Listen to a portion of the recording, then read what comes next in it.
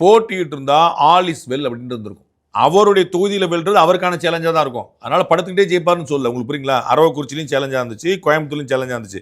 அதே மாதிரி இப்போ எங்க சீட் கொடுத்துருந்தோம் அங்கேயும் சேலஞ்ச். ஏன்னா அவர் காலி பண்ணுற ஒரு 10 பேர் இறங்குவாங்கல்ல, சொந்த கட்சியில், மாற்று கட்சியில், எதிர்கட்சியில் எல்லாமே இருக்கிற கூட்டணி கட்சியில் எங்கனாலும் நடக்கலாம். அதில் ஒன்றும் குழப்பமே இல்லை.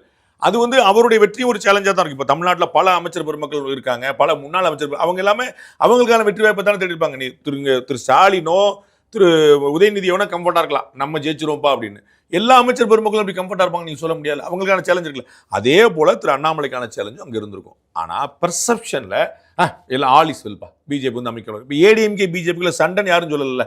யாருக்கு யார் அடிமை தானே நெரேட்டிவை கிளப்ப முடியுது உங்களுக்கு புரியல. முன்னாடி கள்ள கூட்டணி சொல்லிட்டு இருந்தாங்க, இல்லாத கூட்டணி, பொல்லாத கூட்டணி, ஆமான்னு சொல்லிட்டாங்க. இப்போ அலையன்ஸ் வந்த பிறகு அவங்க என்ன சொல்லிருக்கணும், 2 பேரும் ஒட்டலை, 2 பேரும் சண்டை போட்டு இருக்காங்கல்ல சொல்லணும். என்ன சொல்றாங்க, அவர் ஒரு அடிமையாயிட்டார் அப்படின்னு அர்த்தம். பயங்கர ஜெல்லாயிட்டார் தான் நீங்க வச்சுக்கணும். பாசிட்டிவா யோசிங்க. அப்படி அப்ப ஏடிஎம்கே பிஜேபி ஜெல்லாயிடுச்சு, யாருக்கு யார் அடிமைன்னே தெரியலங்க. அவர் காலில் இவர் உள்ள, இவர் காலில் அவரோட ரொம்ப பாசமாயிட்டான்னு சொல்லணும்.